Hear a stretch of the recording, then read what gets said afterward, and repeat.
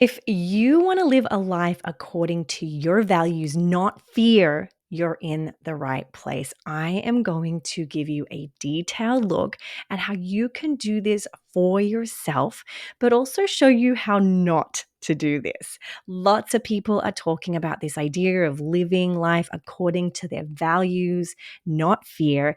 And I want to really inspire you and highlight the way that you can do this and also show you how it can be not done so well. I'll actually give you some personal experiences. And hopefully, my goal here is to inspire you to live a life where your values lead the way and fear no longer makes your decisions. Your fear no longer is in the driver's seat. You are. So, if that's good for you, let's go. Hello, my name is Kimberley Quinlan. I'm a marriage and family therapist. I myself have struggled for many years with anxiety in little ways where anxiety just took away the things I wanted, took me away from doing the things I wanted, showing up the way I wanted, and learning how to live a life according to my values, not fear, has literally changed my life. Now, my hope here is that I can explain this to you. Even there has been times where my clients have said, I'm hearing about this idea of values, but it literally doesn't make any sense to me. Like, how would I navigate that? So, my hope here is to make it nice and clear, give you some clarity and some directions so that you too can live your life according to values and not fear.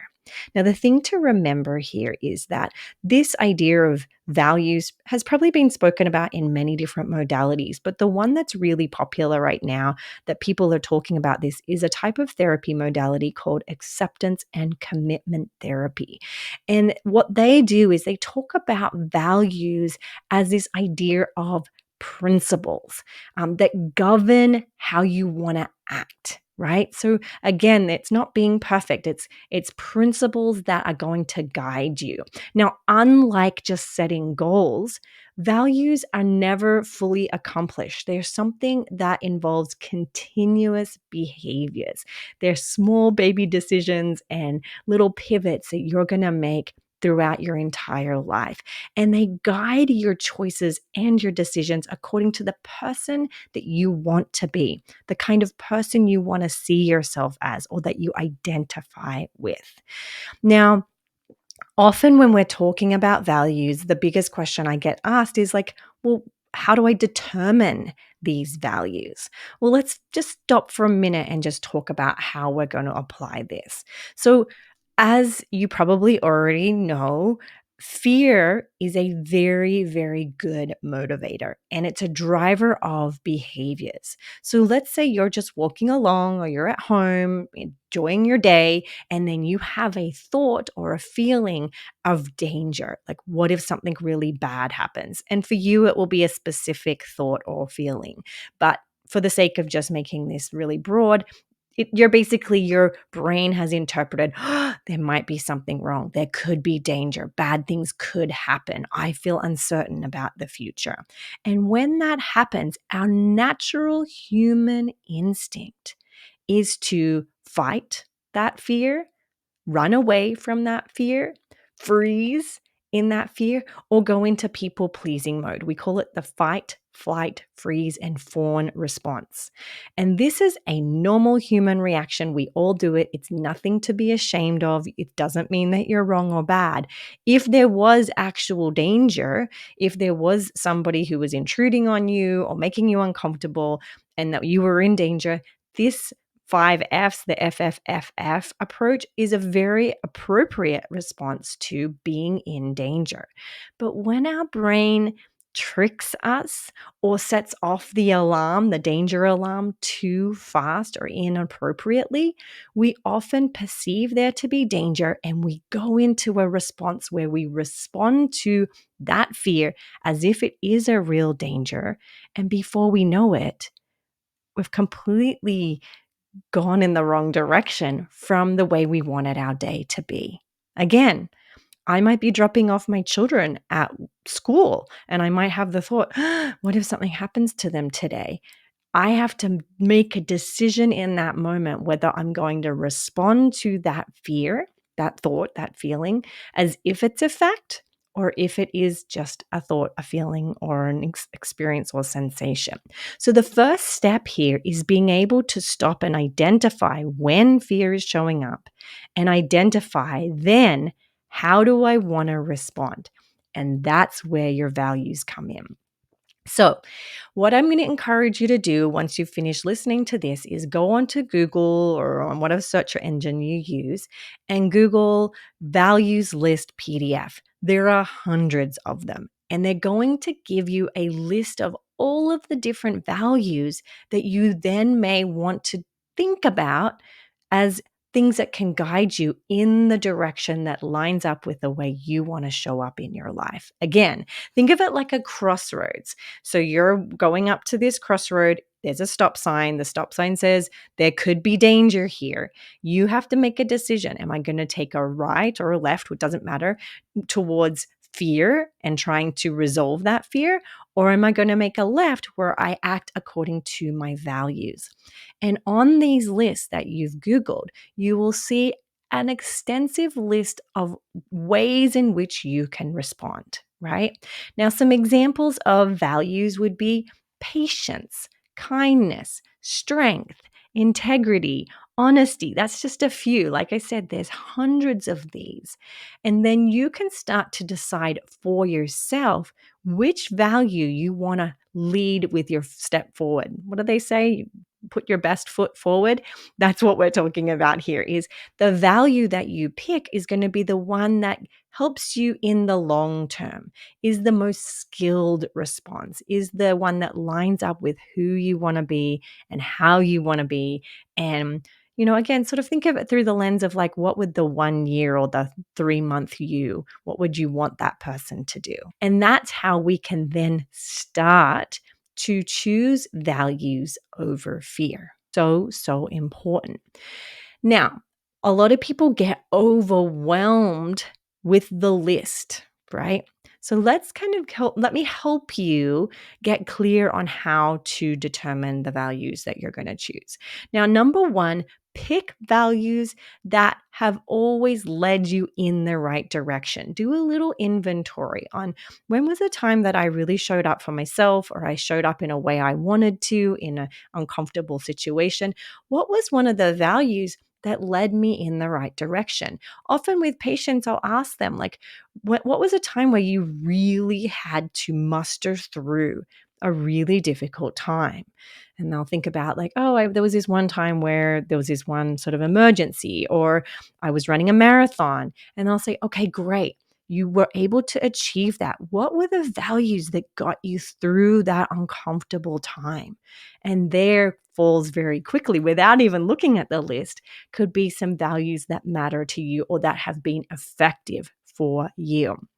Another option is pick values that give you a sense of purpose, that helps you look in the long term, not just with short-term relief, but long-term accomplishment, long-term mastery, long-term relief, right? In addition to that, pick a value that feels like they serve you in the youest you can be. I know that's a funny way I say that with my patients all the time. Like, what's the youest you that you can be? What value would lead you towards the youest you that you can be? Because we're all different and we all show up in different ways. We have different strengths, different challenges. So we want this to be very specific to you. But there is an important thing to remember here, is there are no quote unquote right values.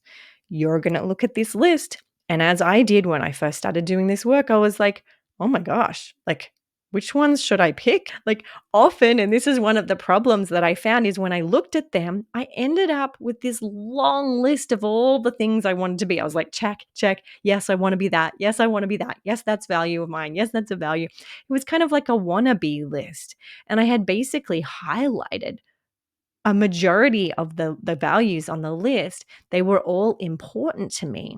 But what we're talking about here is, yes, they might be all important to you, but the goal is just pick 2 or 3 to start with.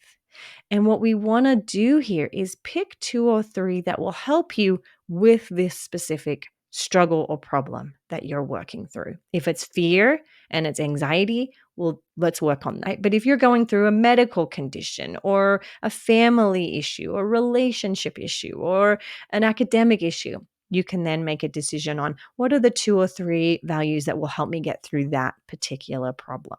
Another issue that often people will ask me about is that they're getting overwhelmed with this idea of like, I want all these things in my life. And what we end up doing is we're using this idea of values as a way to like fix their humanness, that this values work can become a breeding ground for perfectionism. This was the case for me. I was like, yes, like a good person would check off that one. And, oh, I wish I was more generous. Yes, I'll check that off.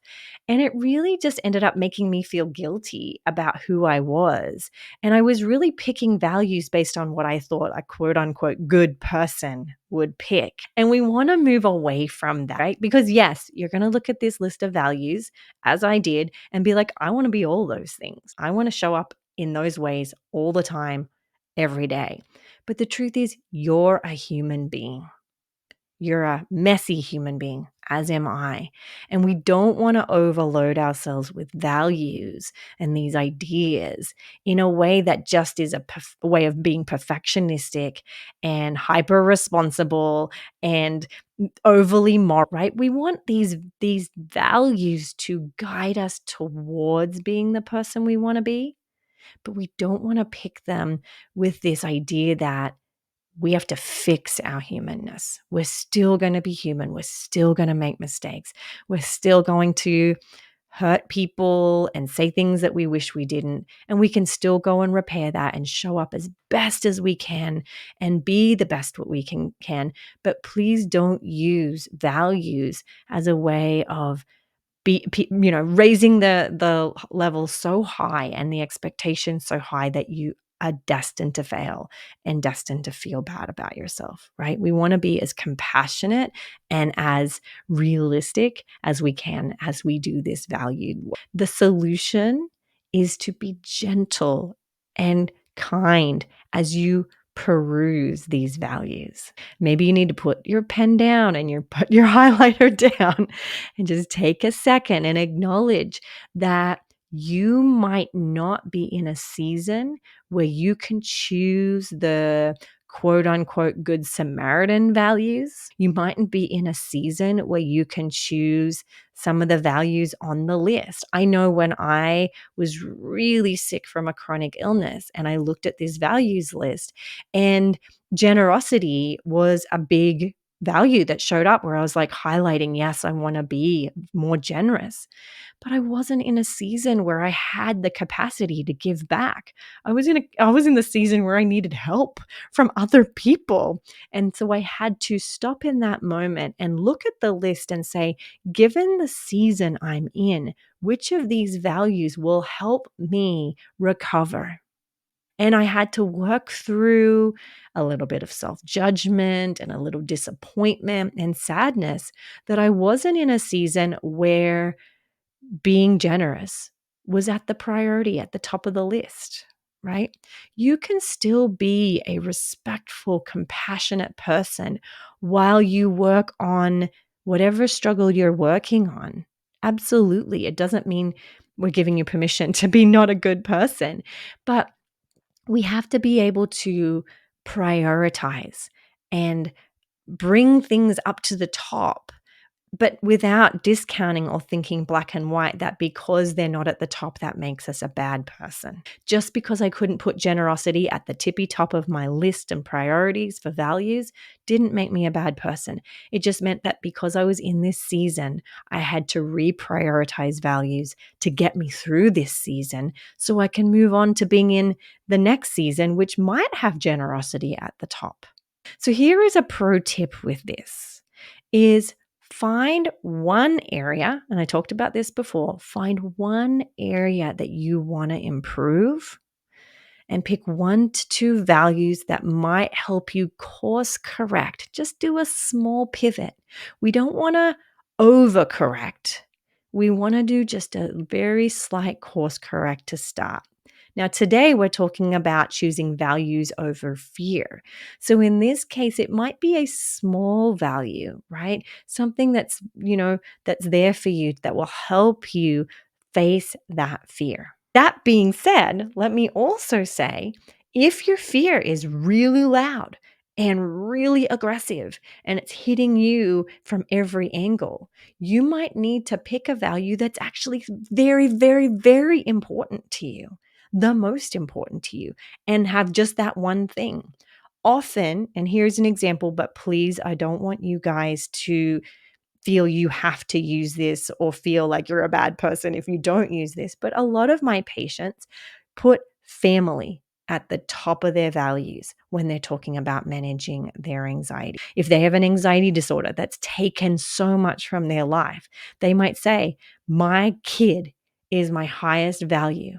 And so when fear shows up, I'm going to imagine a picture of my kid and I'm going to move towards that fear because that allows me to be with that kid or that partner or that parent. Other people might say, my career matters to me so much that when fear shows up, because I want that career so much, I'm willing to be uncomfortable. I'm willing to, ride some big, big waves of discomfort. I'm not going to choose fear anymore when I get to that crossroads. I'm going to choose that one really important one. But again, you get to choose. You get to choose what's right for you. This is your journey. Please do not let anybody tell you what your values should and should not be, right? Now, one of the reasons that I was so committed to doing this episode today was that I recently have come upon a realization about values that I didn't know was there, which is that sometimes your values can compete. Now, I talk to my patients about this all the time. That wasn't the part that was kind of shocked me. And let's talk about what that might look like. Is often people get confused. Well, if I have these values, what if they compete with each other? Let me give you a personal example. So, for me personally, but please don't use this as your values unless they line up with your values. I highly value number one, work ethic and discipline. It is a huge part of how I was raised. I love the fact that I have a very strong work ethic and I'm very, very disciplined. It is something I hold as a very high priority and has gotten me through some very difficult times and has allowed me to have the life that I am trying to create. My second value is compassion. And I'm still working on that. It doesn't mean I'm perfect at it, but it's still a high value. The third is family. My husband and my children are probably the most important thing to me above all. And fourth is my mental health, right? Now they're kind of in order, but depending on the day, they will switch, as I've talked to you about before. But then patients will often ask me if I share that is like, but that doesn't make sense. If work ethic is a value, but family is a value, how do I make both of those happen, right? Does that mean I have to choose to be a stay-at-home mom and be with my family? But if I go to work, obviously I'm not valuing my family, right? So they're competing with each other. And or some people will say like, I really value rest, but I really value like exercise or being strong. How do I make room for both of those? They're competing. The thing to remember here with values is it's not always, as I said, in the same order. You will throughout your day, because we have to be flexible, we can make room for multiple values at a time and we can find balance within these values. I can show up to work or right here today and give everything I have and then still show up for my kids later on. It doesn't mean I have to give my whole attention to that one value all day, every day, consistently at 100%, right? Because I value compassion, some days that will mean I take a break, or I value mental health means I don't have strong work ethic or be with my kids. I take a drive, or I go to the beach, or I take a walk and have some time to myself. So it's important to recognize that while it might feel like these values are competing, it's not. It's about us finding a balance of using them to guide us, but not again making them perfect. So we really want to catch any time when we're using these values, when we're going overboard with them, right? We want to catch our rigidity on making them the only thing that we do and the only way we think and the only way we act. We want this to be a flexible, moving target, right? As we said, values are never finished, they're never completed. They're something that we are constantly checking in with ourselves. What do I need? The most beautiful, compassionate question. What do I need? And using values to guide us, not fear, values. Allowing those values to decide what's important to us, decide how we want to show up, decide what the future me would want me to do. Now, this is where I have gotten stuck. And here is where I've found how would I say it? Uh, a problem. And maybe it's just me. Maybe it's just me. But I want to bring it up in case this is true for you too. Now, I've already shared with you my core values. So there's work ethic and discipline, compassion, my family, and my mental health. These are all incredibly important to me, depending on the season and the day and the hour and the minute. Realized recently that work ethic, while it's one of my biggest values, is actually partially fueled by fear. So I'm holding it as a value, but it's actually a partial fear response.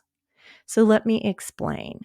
Is often, and this is something I want you to look out for, is fear will dress up as values and pretend to be values when really it's just fear. Think of it like as a Halloween costume. So fear is like, oh, I know how to trump this system.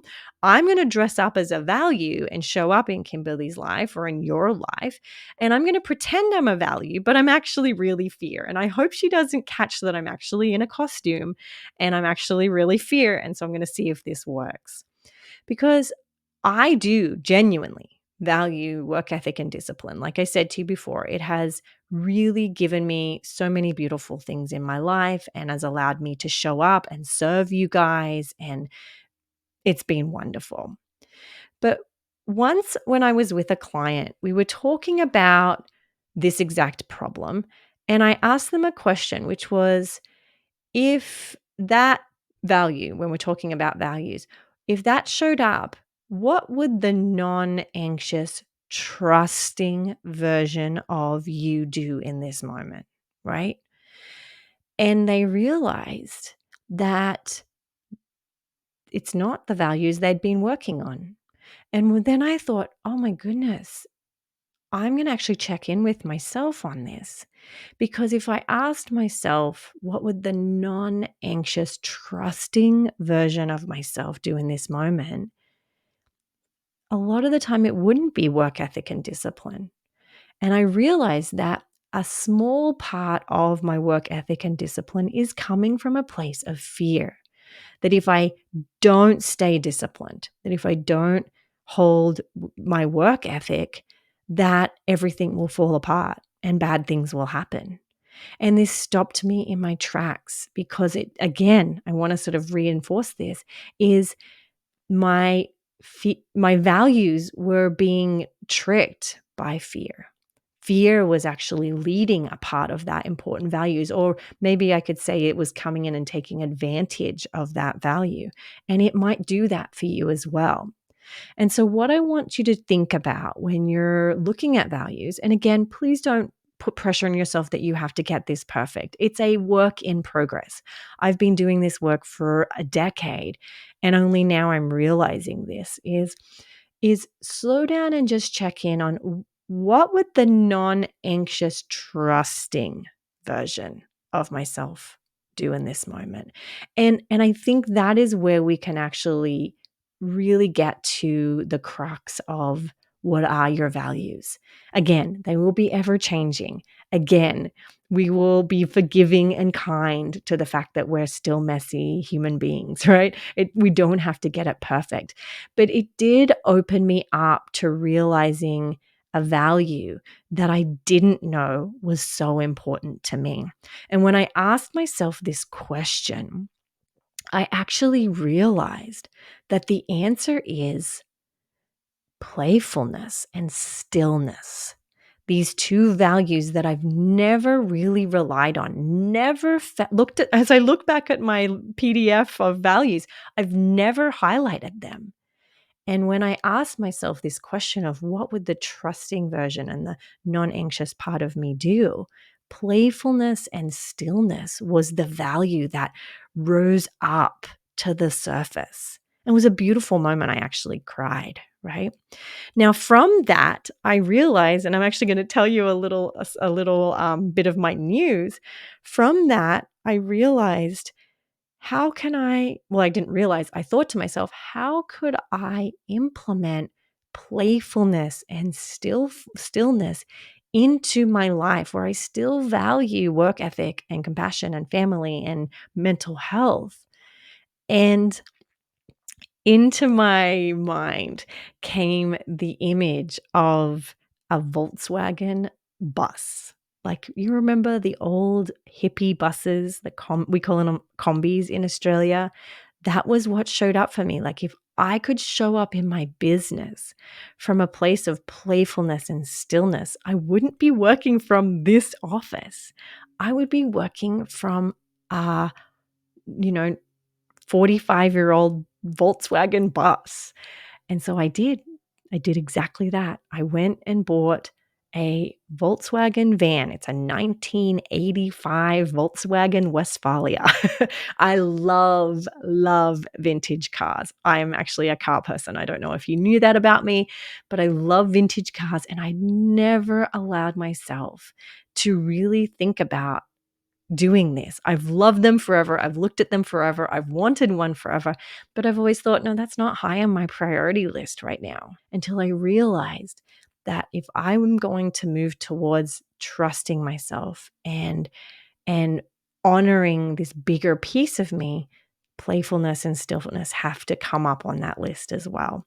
So, if you live in Los Angeles and you see a gold Volkswagen Westfalia, it has, like I said, 195,000 miles on it.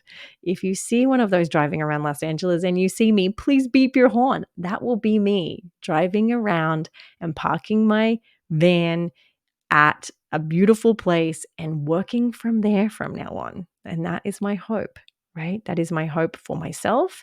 And I hope that you can use values to discover who you are so that you can be the youest you can be. I love the idea of implementing values into recovery.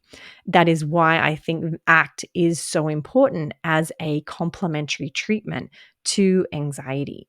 And I think that with some care and compassion and some thoughtfulness, you too can identify the values that are important to you and learn to live and act from those values, not fear.